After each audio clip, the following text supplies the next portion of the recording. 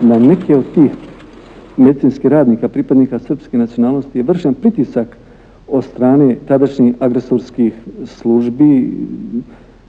Bili su izloženi ucjenama, prijetnjama, pripadnici njihovih porodica koji su bili na teritoriji koje je agresor držao pod kontrolom, a treba reći da je jedan broj tih bio izložen pritiscima i s naše strane, od strane neodgovornih pojedinaca, pa i grupa koji su se često miješali i određene medicinske poslove struke, iako nisu bili nadležni za te poslove. Dakle, u tom jednom spletu okolnosti zapažen broj tih medicinskih radnika je pokušao ilegalno